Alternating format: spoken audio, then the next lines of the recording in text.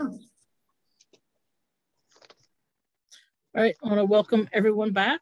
Just kind of a little synopsis of where we are in the book. Last week, we finished up the series of the 7 seals with the last 3 seals, 5, 6, and 7. And seal 7, what happened in seal 7 was that the people, the churches offered their prayers up to God from they burned incense, and that was representative of their prayers. And after they burned the incense and the prayers went up to God, God answered by throwing the embers of the incense back at us and getting trumpets. And trumpets were being prepared to blare. So we go straight from that into the series of the 7 trumpets. So what happens when the trumpets blare? So I will share my screen.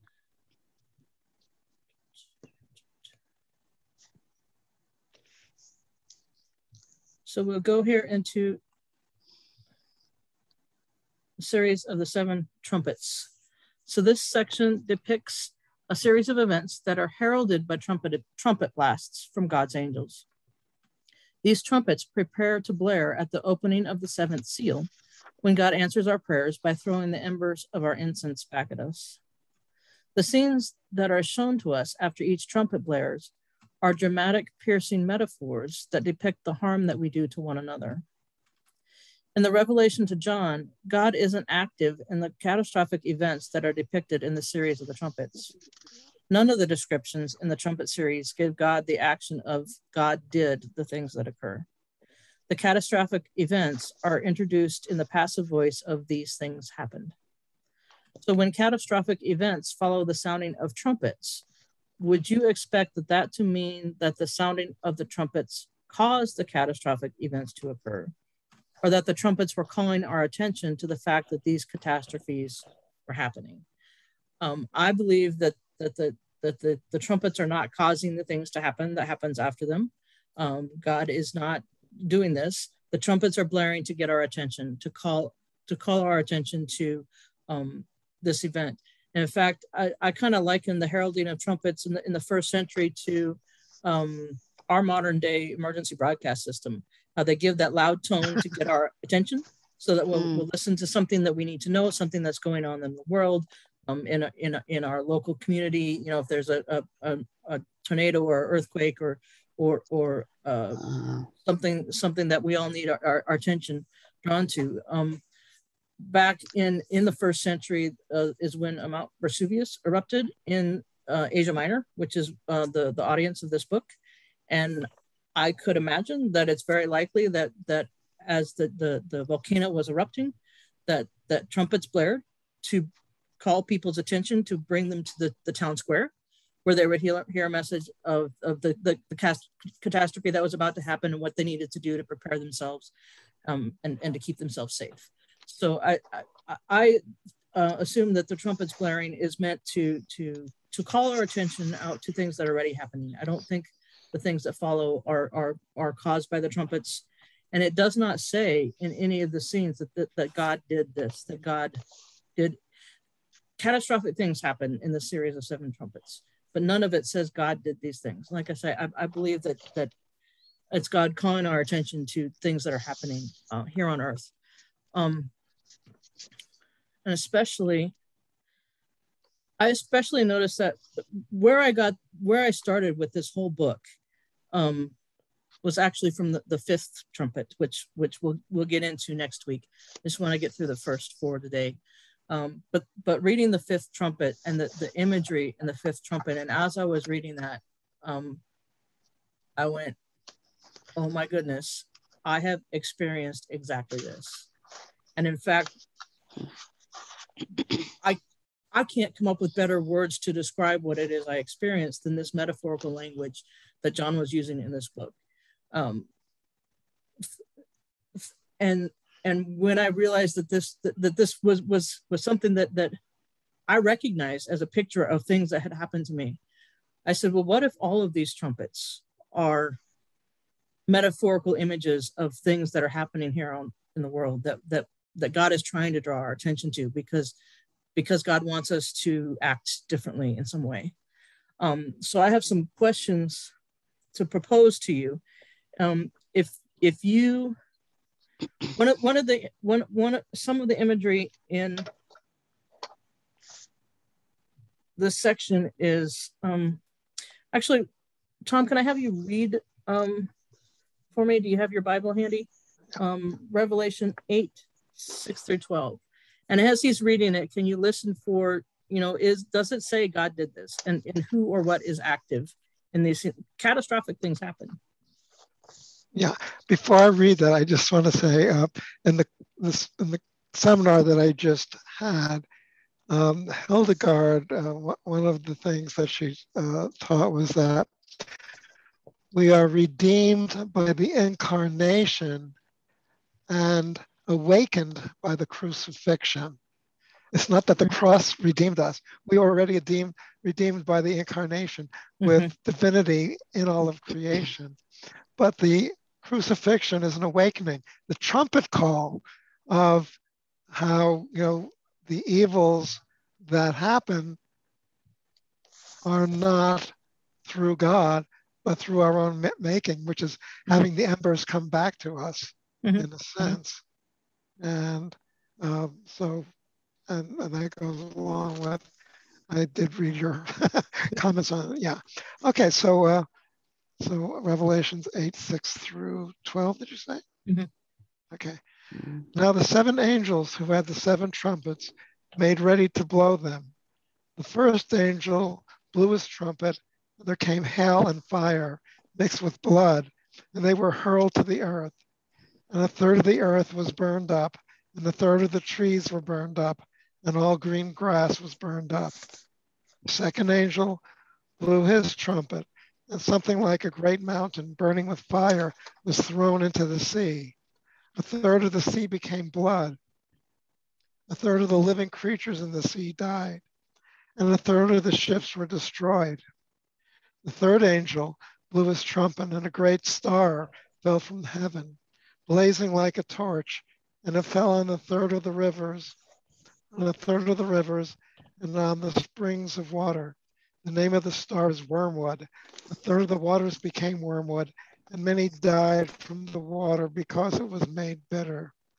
The fourth angel blew his trumpet, and a third of the sun was struck, and a third of the moon, and a third of the stars, so that a third of their light was darkened. A third of the day was kept from shining, and likewise the night. And then do you want 13 as well? Well, 13 leads into the last 3 trumpets, which we'll go into next week. Okay.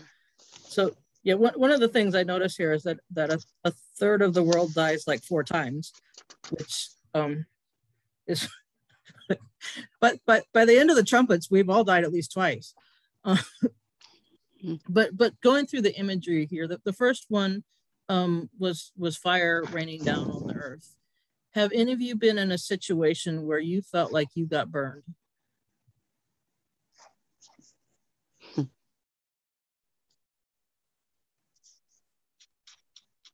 You want to share any situations you've had where you feel like you got burned? Well, all the images of all the fires that have happened. It's even the fires, and what they say on the news is that those fires take over and make their own weather patterns. But I'm not talking physically burned. I'm talking metaphorically, like you got burned. Personally, I think the better question for me is like, which one of us haven't got burned? Quite frankly, I mean, in the course of a lifetime, some burning is going to happen. A third of it, maybe. And what causes you to get burned? Blindly trusting someone that may not be trustworthy, and then they betray us. The first word that comes to mind is risk. Risk. Just taking risks. And allowing them to pull us in. Yep. People you thought wanting to believe the illusion. Oh. Right. Usually trust in a relationship that turns untrustworthy, or, you know, experiencing something with a partner where, you know, you had a great life and the animals, the jobs, the house, the spiritual path, but it goes sour and not of your will, but needing to, because of what happened, needing to take care of yourself spiritually. And with the help of others who understood and could be there for you. I mean, even for me, God, to make a decision to protect my spirituality and my heart. You know, it's funny because when you say example of you being burned, my definition continues not only to change, but also my version also changes with time. So places where I felt like I was burned at the time were the places that I grew the most. And so it wasn't really a burn. It was really more because it was due to my expectations or due to, you know, so many things that were the factors that created that feeling of being burned.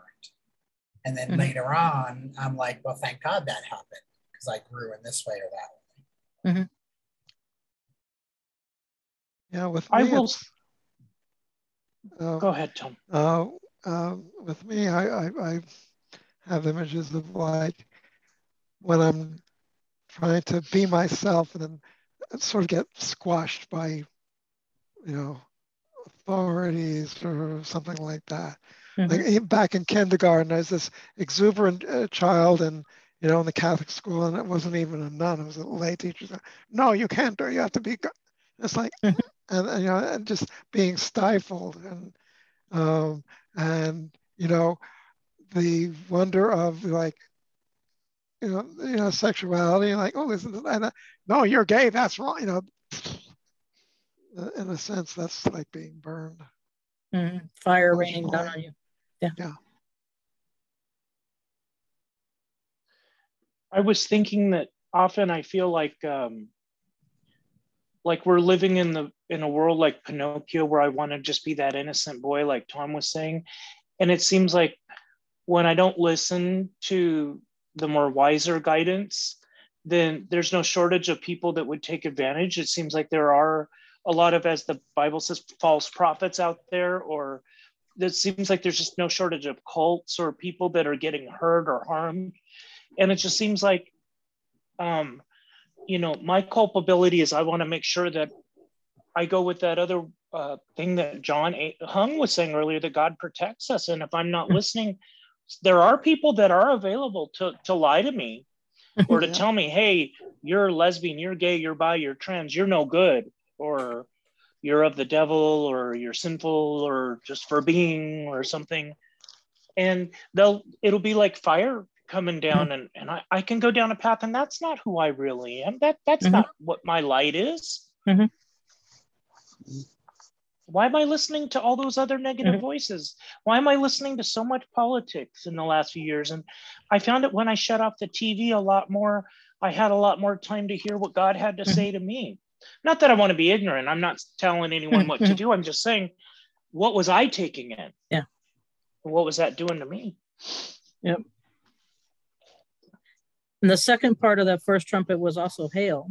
So it's not just fire, it's ice. So have you ever been in a situation where you felt like you were just being pelted with ice, that the situation was so cold and you could not escape the coldness being shot at you? Couldn't function because of it. Yeah.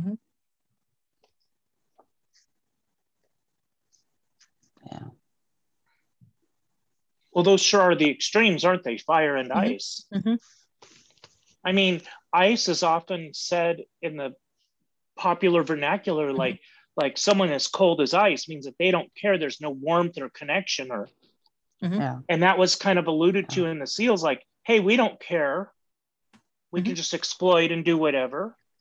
So sometimes we feel like we're stuck in systems that just don't care, and you're just trapped. Yeah. A lot of people these days saying, I'm not going to go to work. I'm trapped. There's people that are refusing to go to work nowadays. Feeling trapped in a system. And there's an element too of both are absolutes. You know, there's nothing beyond fire, right? Fire is fire. Like you don't, there's not another level.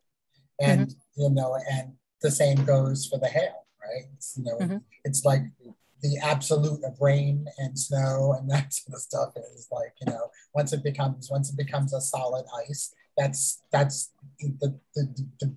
highest level of either one of them. So, you know, within the structure of this, you know, the writing of this, and being that so much of it was written in metaphor and written in allegory and, you know, that sort of thing, is that I think that it's actually kind of going to the extreme of, you know, your question was like, you know, what moment was, right? What moment was fire? What moment was like, you know, so what were the absolutes on either side that was like, you know, that they are, you know, they're absolute. It's like this is what it is. There's no question. There's no, you know, there's no nuance. There's no none of that sort of stuff. And how did you handle it? What did you do with it? That's what I'm hearing, anyways. Like, you know, so you know, and so you know, so what did you make it? What did you make into it? Like, you know, what meaning did you give it? What and how did you handle it? How did you walk through? And the way I interpret it in my book, one of the reasons I wanted to talk to you guys about, you know, how you would interpret that metaphor is because I think there's lots of different ways to interpret it. I think depending on your situation, one of the beauties of metaphorical language is it can mean different things to, even different things to you at different times in your life. Like Manuel talked about how there's situations that burned him that later on, as he got older and wiser, those same situations wouldn't burn him. And in fact, he was grateful for them. So what burns you at one point in your life might be different than what burns you at another point in your life. So I picked some things that I felt were burning people and you know, pelting people with ice. But they're not necessarily the only things that could be burning you or pelting you with ice. And the things that I picked are authoritarianism, just the absolute, you know, the black or white, it has to be this way, and terrible consequences if you don't do things exactly their way. Or for the ice, I talked about objectification and how whether you're objectifying women or objectifying people of a certain race, how that feels to the other person, where there's just nothing you can do to escape that coldness. They're not going to see you. They're not going to, you don't even matter. It's so much coldness. So those are the things that I picked to represent being pelted with fire or being pelted with ice. But there's a lot of different things that in our lives could feel like being pelted with fire or being pelted with ice. And they burn us up. They burn up the land around us.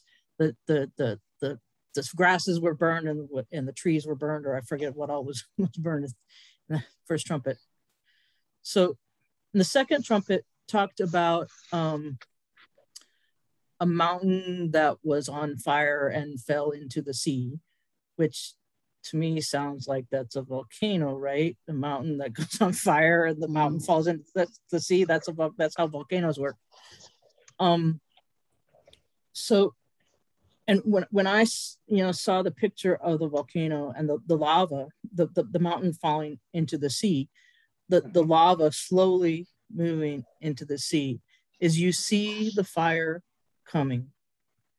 You see the fire slowly coming, and there's nothing you can do to stop it. Have any of you been in a situation that you would kind of describe that way, that you see it coming, you know it's going to be destructive, and you can't stop it? And something that's so hot it can melt rock. That's Mm-hmm. That's a huge transformation of form and matter to a different state. Mm-hmm. And even when it goes into the water, as cold as that water, it could be Arctic, it doesn't immediately cool down. It makes it steam.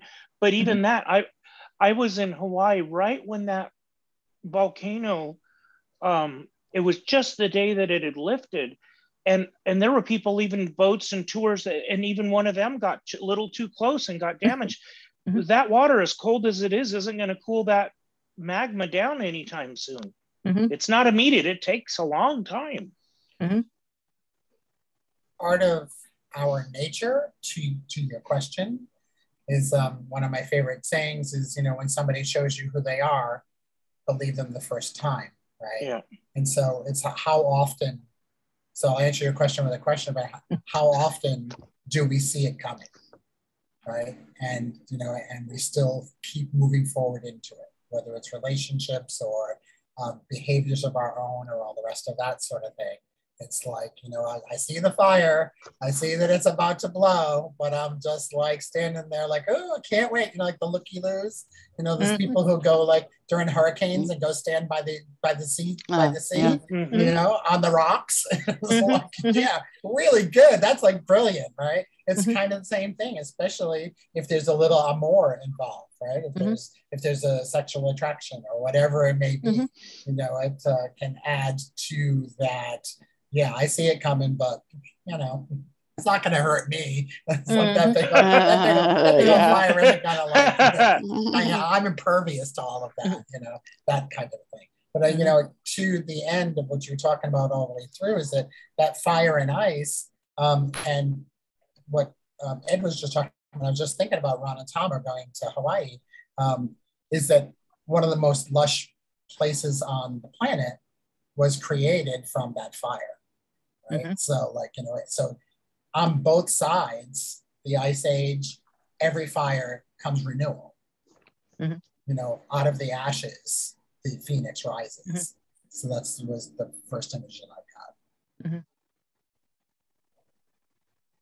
Tom? Yeah, and actually the, with volcanoes, it's actually almost the opposite. It's like the land is being built up, and what's going into the sea is creating, the Eventually. land. Yeah. And but in terms of what's going on and what is like almost, you see it coming, but it's inevitable, and it's our addictions and compulsions that what used to be like, okay, just a little, then once it takes over, it's like even they're almost all in some way fatal, and even knowing that, we don't stop it until and that's what the 12 steps are for, to have a spiritual solution to like finally. But it's not up for us to stop it. It's plugging into it, to our higher power. But on its own, we just get, no matter what we see right ahead of us, is like, I know, given my family history, eating the way I do, I'm headed for disaster, and it didn't stop me until I got into program. The unhealthiest part of the volcano is before it erupts. And that's just like, that's all the conversation that I have with people on the daily, is all the bottling up, all of the building up and all the pressure and that sort of stuff. That's the unhealthy part. Creation happens when it blows. What you just said, Tom, right? It's like whole other islands are created, and they're lush, and they're filled with everything that's inside the earth, all the beautiful minerals, all the life, everything that comes to it once you allow it to erupt. So erupting is kind of a good thing, I think. Except that as it's erupting, the lava will burn up cars, burn up houses. It burns up everything on the way from the mountaintop all the way down to the sea. Everything destroyed to be created anew, but on its way down, everything destroyed. And it's a life cycle. Everything has its time, right? There's a season and a reason for everybody and everything. Right. And so if that car season is over, it's over. You know, it's time for something new. Mm-hmm. But I think we still, you know, talking about the fire or the lava, we go through emotions. They're negative. They're not, we're fearful. We have to escape. All of that happens. But the other part is we get through it. Mm-hmm. And then how do we get through it? Yeah. Because to me, sometimes when you're shocked about something or not expecting it, and it can be dangerous and it can be harmful, we're going through that. I mean, and that's what we do. Who knows? Maybe we survive, maybe we don't. Maybe some people get hurt and some don't. But I think the thing is, with these things that happen, how do we get through it? Mm-hmm. And we do get through it. Mm-hmm. We are survivors. Right. Or I know for me, through 32 years of program, I have a God of my understanding. I have fellows like yourselves that are wanting to get through it and be positive and just depend on God, mm-hmm. keep on our mm-hmm. spiritual path, accepting what happened, mm-hmm. you know, and we have ways to get through it. Mm-hmm. A lot of different tools. Yeah. So, I think what this kind of section of the book, though, is not to make sure that for us, we're not just surviving it. We're not just getting through it, that we see it with open eyes, that we see it when it's happening to us, and that we see it when it's happening to others. It's like, open your eyes to this. Don't just get by. Don't just get through. See it so that you can make a change, so that you can do something about it.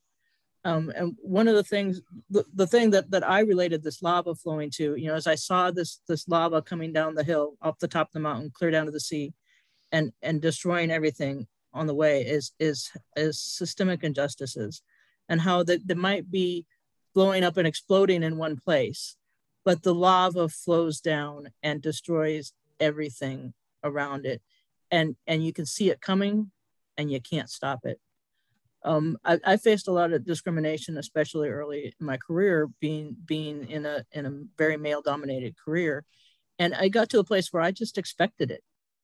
You know, I knew it was coming, and nothing I could do about it. I just expected it, and to me that felt like the lava coming at you, and you're just kind of sitting there helpless, waiting for it to happen. And I kind of use that in past tense. I've shared with you a few issues that I've had recently, but one of the differences recently is that some bystanders have stood up. Some bystanders have said, I witnessed this. I will be your witness. Let's deal with this. I will work with you to deal with this, to make this stop. And that has totally changed the situation for me. You know, I'm not just a helpless victim of the lava anymore. If somebody's going to come along with something to help me get out of the way of the lava.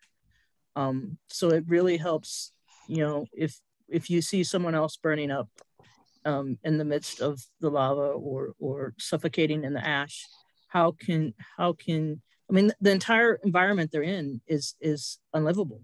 How can you help them get out of that, either get out of that environment or change the environment? I think that's. But for the vulnerable, we are expected to help those persons. Mm-hmm. And to that end, Deb, the fact is that there are people who still live at the base of Vesuvius. Mm-hmm. There are people who live at the base of Mount Etna and and Stromboli and and all the rest of them, right?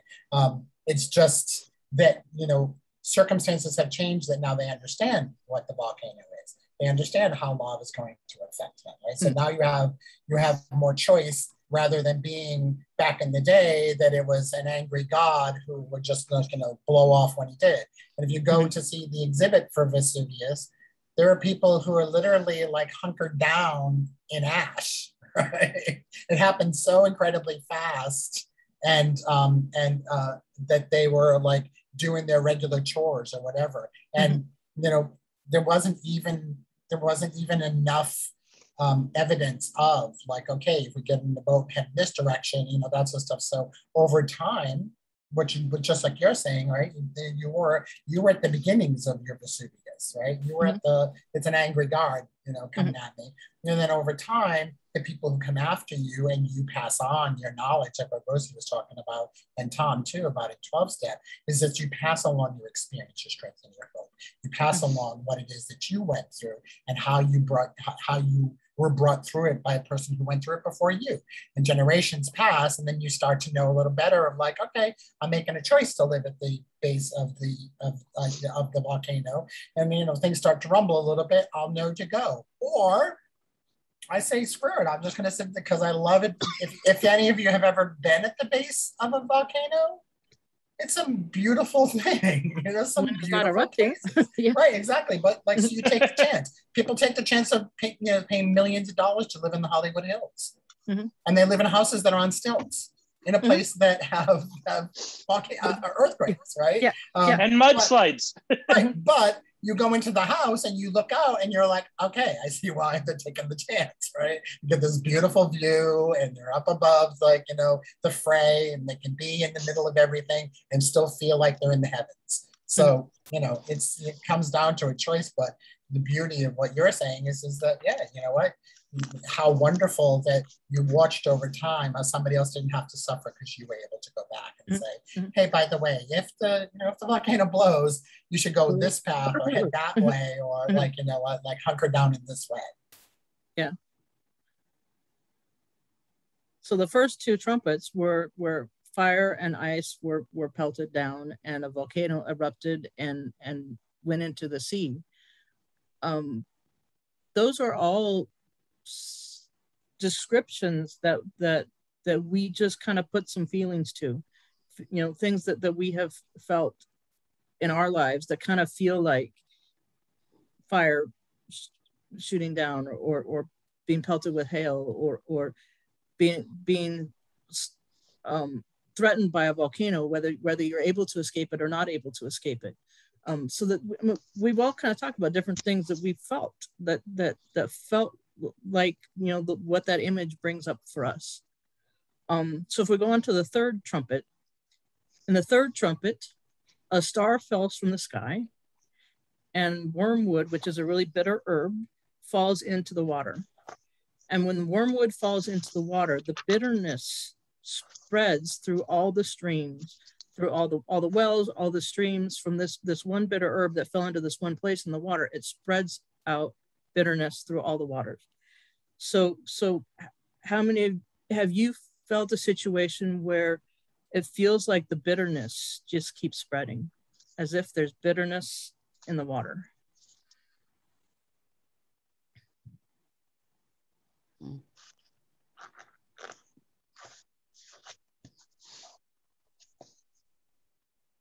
Let's start with COVID. And then go to the 2016 election, and then go back to, George Bush, and then go back to Reagan, and then go back to, the different wars and all the rest of that. Those things. When is there a time when there isn't bitterness in the water? It feels like the Hatfield and McCoy is like, well, I'm bitter for their thing, so I'm going to do a bad thing, and then the other one's bitter towards the other side, and it just feels like we're stuck in this cycle of bitterness. And it seeps into everything. If you're into the water supply of things, it's like, that's like saying poison. It's like we're taking in poison. And that's what wormwood is, actually. So wormwood was used in, as you probably know, Ed, was used in all kinds of potions and that sort of stuff back in the day to poison people. So wormwood is not, it's not just bitter, it's poison. Yeah. So this isn't, this isn't just toxic. a matter of like tainting something so that it doesn't taste so good. This is a matter of like going in and make people sick. Like really like, like taking away the very essence of living, because we're made of water, right? So it's air and water that keeps us alive. So we can survive longer without food than we could without water. Sure, absolutely. And emotionally, what's emotional poison, but resentment. I'm resenting that Ron's wearing antlers. Where did that come from? No, but like they said, resentment is, drinking poison and expecting the other person to die.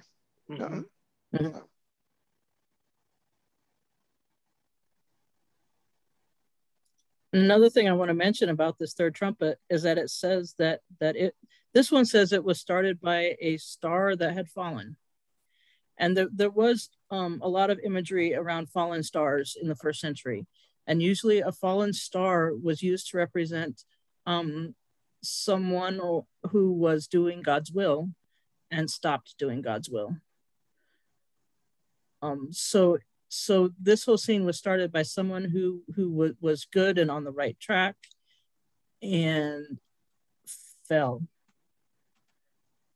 Whether it's the cycle of revenge and you fell to their level, or resentment and because of something someone did to you, now you're filled with poison and you're spreading that poison to other people, and you keep spreading it, not because you started off with bad intentions, but this was started by a star that fell.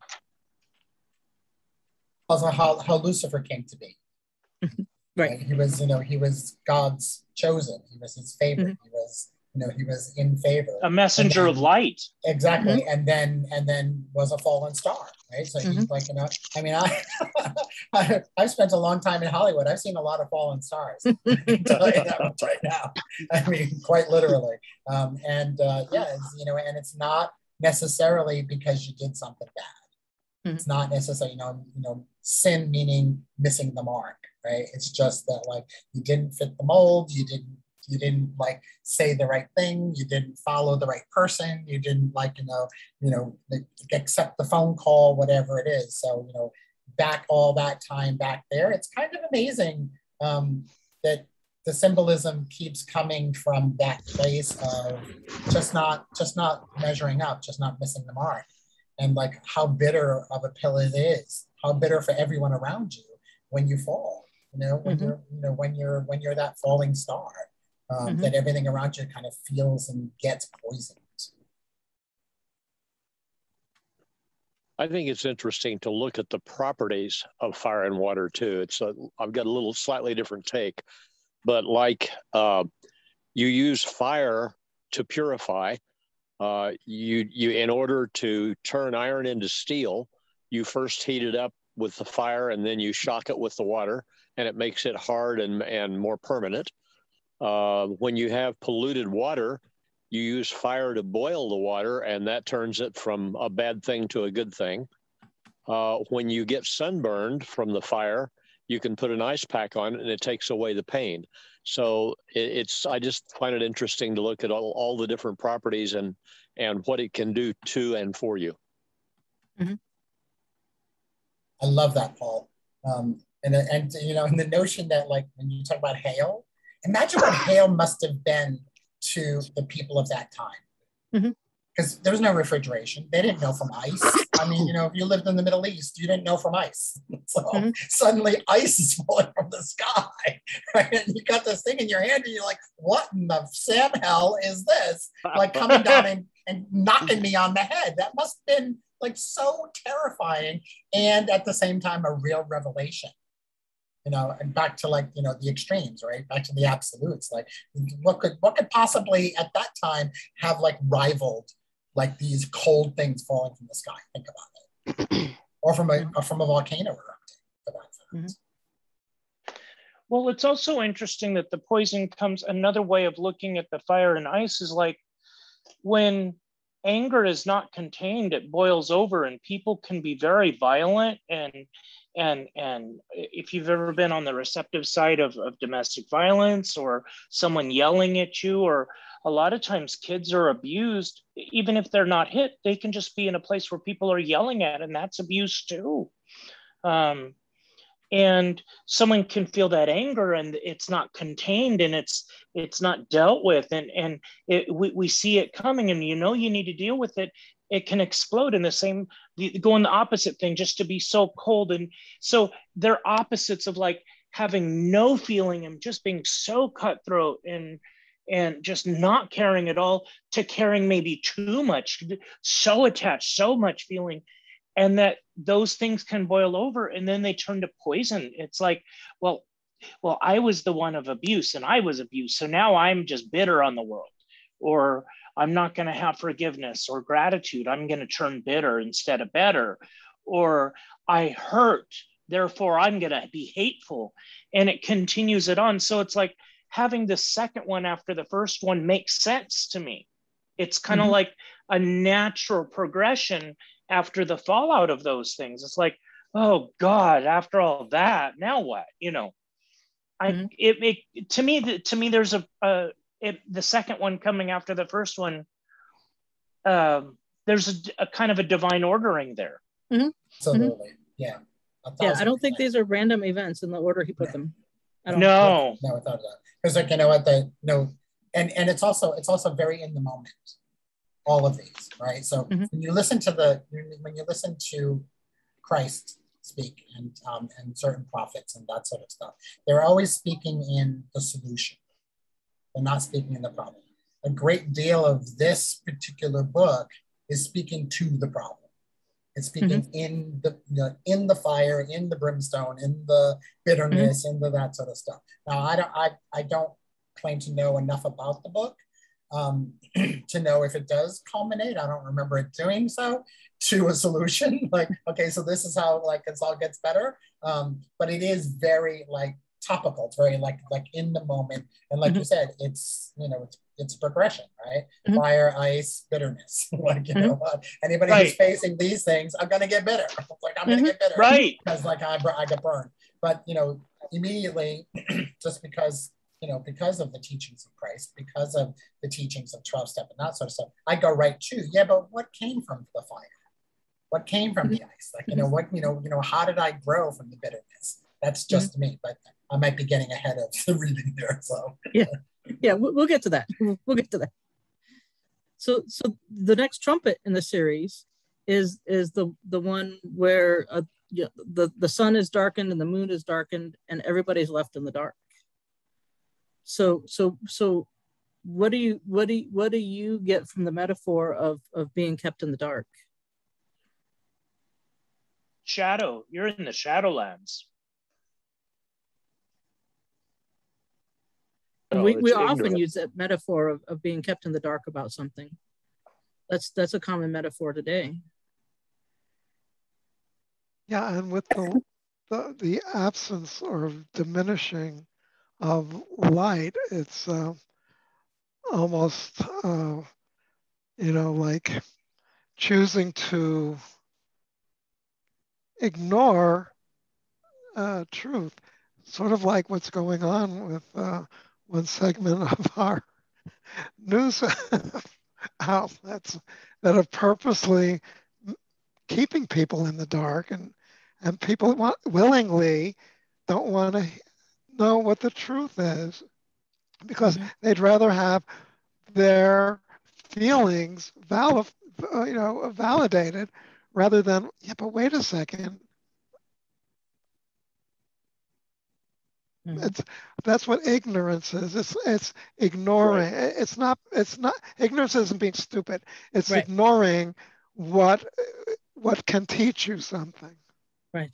I went to this wonderful experiential, and it's a really quick and easy experiential, right? So it's like close your eyes, right? Close your eyes. What do you see? Where are you? Where are you? You're in the dark. And then you open your eyes, and where are you?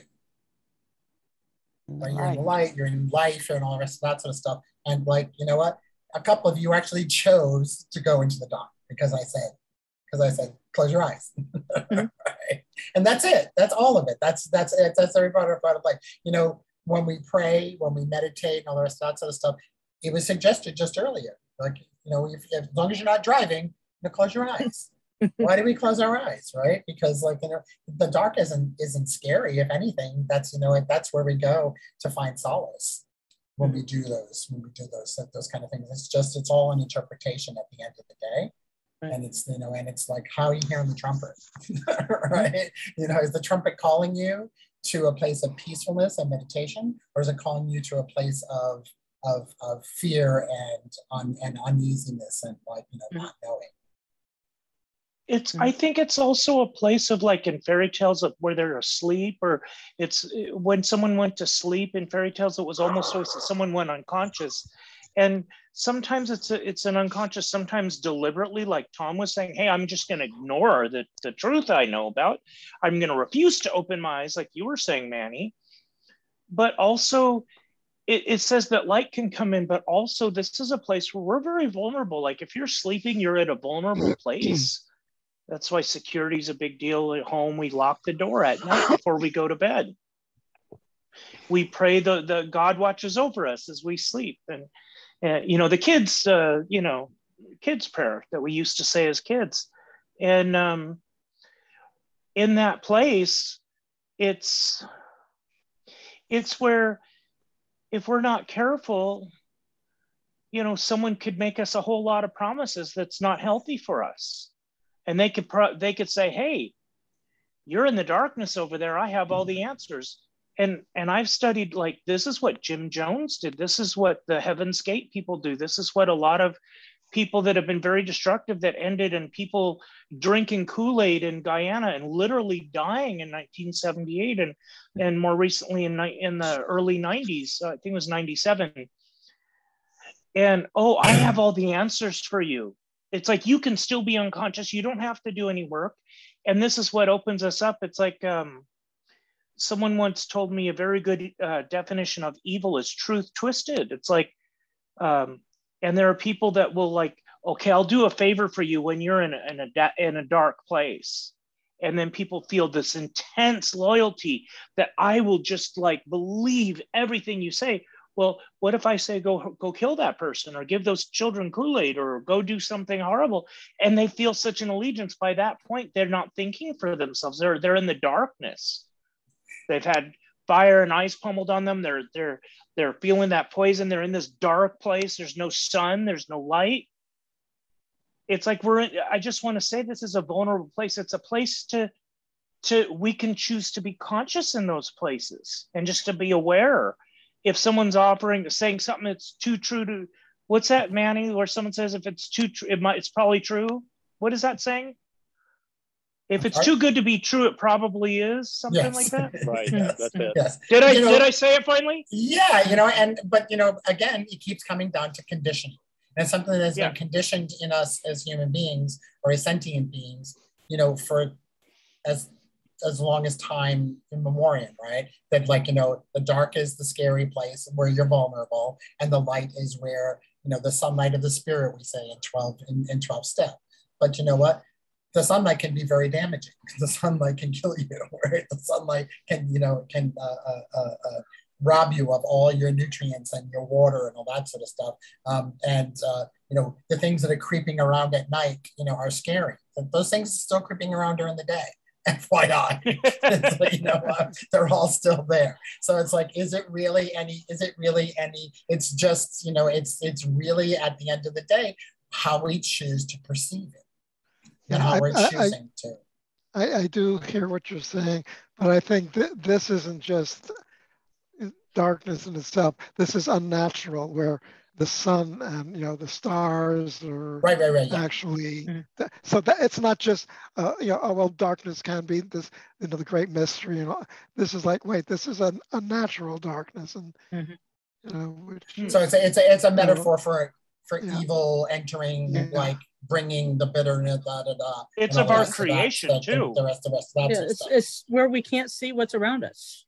Right.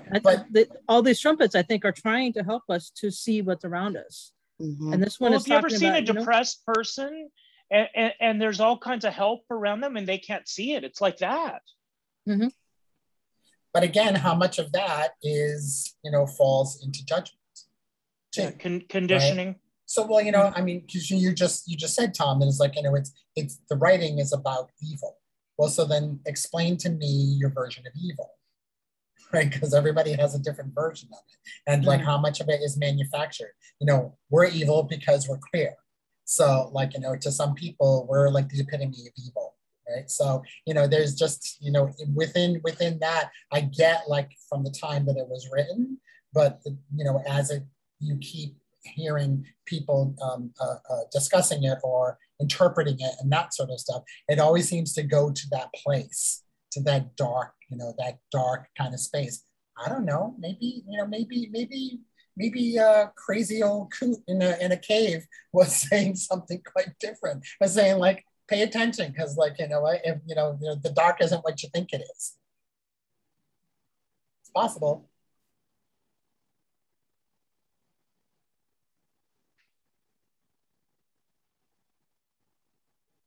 But this particular darkness, they did talk about it. I think in each one of these, it killed a third of the people or something. So these were all dangerous situations that a lot of times the series of the trumpets has been used as, this is God's wrath upon us. God is going to kill a third of us. But like I said, when we read these trumpets, none of it said God did this. The trumpets blared, heralding to us, getting our attention to see things are happening. And we've all talked about what these metaphors could possibly mean to us, and and situations in our life where it has felt like what types of things do we go through that feel like being pelted with fire and with ice, and when that mixes with blood, what things feel like a mountain suddenly erupting, and then not only the eruption there, but the lava spreading into the sea and even turning the water in the sea on fire as it lands in the sea. What situations feel like bitter poison in the water and permeating through everything, and what causes a star to fall to make that bitterness or poison permeate through all the waters, and what situation feels like we're being kept in the dark, like the we're not able to see what's going on. But those are all situations that we've already lived in. All of us have lived in some kind of situation that we could possibly describe like that. So I don't see any of this as being God actually doing these physical things to destroy the world because God's mad at us. I think God is trying to call our attention to things that happen that feel like these certain things, that John is using very colorful language to what I think paints a very big, vivid picture, although it's not a concrete singular picture, because we've experienced similar feelings all in different ways. So it's not like one exact thing that's happening. There's lots of things that happen in our life that can feel like any of these things. And I think that's what this is the trumpets are trying to herald to us, trying to draw our attention to, so that we will see them. So we won't just, not only for ourselves, we're not going to just survive it, but we're going to see it so that we can actually make a conscious decision to do something, to make it good, to see the good in it, to turn it around, or when it's happening to someone else, that we will actually open our eyes to it and notice, so that we're not the bystander who does nothing, but we're the bystander that stands up and says, I will help you get out of this, or I will help you fix this, or I will help you get through this. You know, if we can't see other people going through that stuff, then we can't do anything about it, because we didn't even know what's going on. We're just kind of living our life blind, just going along. We need to actually see these things so that we are called to action, to do something about it. And we'll get to the action later in the book. It's like, it's like a mini empowerment seminar, you know, at the end of the day. And, you know, and honestly, you know, the book of Revelations is really a book of hope. Yeah, it is. Because it is all about renewal. You know, it's all about, like, you know, you can look at it like, oh, it sounds like fire and brimstone. Well, yeah, but, like, you know what, this is, you know, it's the message is that God will clean this shit up. Like, you know what, it's like, you know, it's gonna, that was why there was a giant flood. Like, all of the things, all of the allegories, you know, that I touched on, all at the end of the day are a message of hope. Well, we're in the crucifixion part, but the resurrection is meaningless if you don't have the crucifixion first. The dark night of the soul, oh, everything is light. Well, if you didn't know, you just came out of it by getting through it. So the good stuff's coming. We're just not there yet in the story. You know, in 12-step, Tom knows this, is that, you know, we say either God is everything or nothing at all. So, like, you know, so God is that darkness, and God is the fire, and all of those kind of things. And if you have faith, then how can you see that as bad?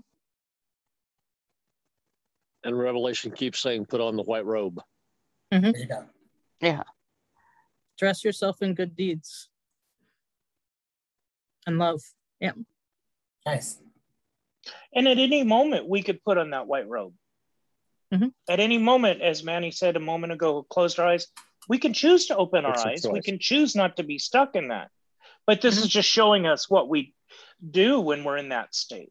And conversely, you can choose the darkness.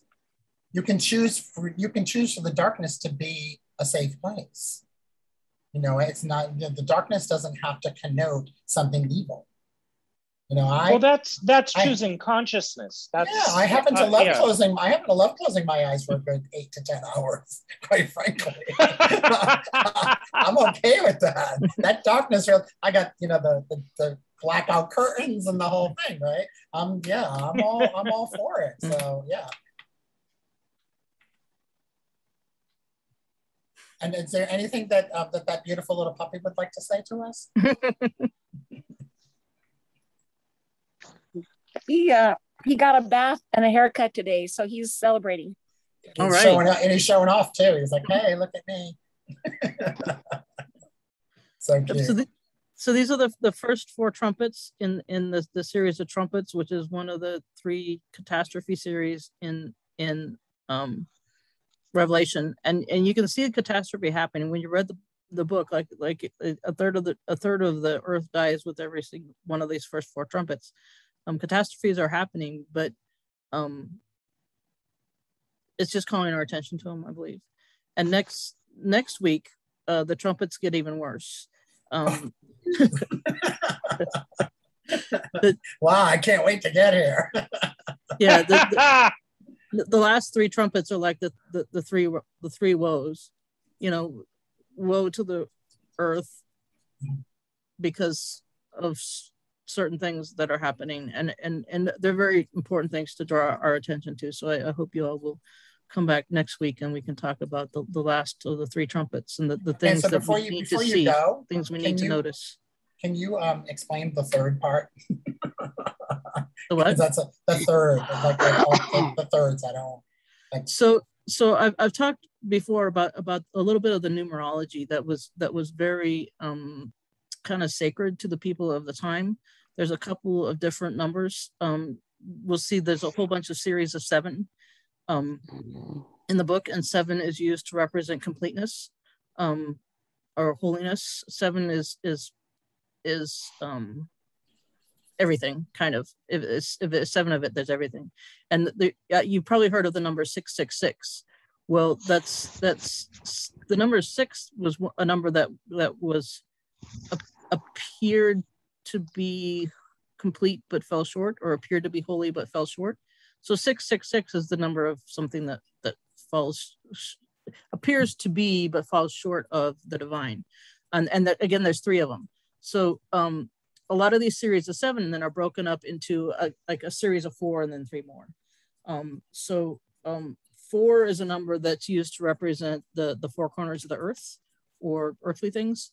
And then 3 is kind of the divine response or the, you know, the Holy Trinity. The 3 woes I don't believe are the divine response, other than something we even more so need to draw our attention to. But no, my question was the 1/3. The one thing that the 1/3 of the people will die. The 1/3 of the I think it's to play on the number 3. Yeah, and you know, at first I was saying, well, you have 4/3 there. What's going on? But actually, when you look at the different things, it's 1/3 of the earth for the first one, 1/3 of the sea for the second one, then 1/3 of the rivers, and then 1/3 of the sun, moon, stars. You know, so it's not, you know, like, well, you're not getting things done over and over again. But why only 1/3? But everywhere. It's land and sea and river and air. Yeah. So, but was that another like tease of a meaning of hope? Like, it's only 1/3 of you that are going to get it. So just like, you know, you want to be in the other 2/3, just so you know, right? So get your shit together. Well, and get you've got right. you've got the 4 elements, and then there's 1/3 of each one. Maybe there's another 7 implied. Mm-hmm. Possibly. Well, there you go. Which brings us to a little witchcraft. Whole nother conversation. This is awesome, Patricia. So, any other comments before we close for the night? Got to read some more. All right. With that, I'll shut off the recording.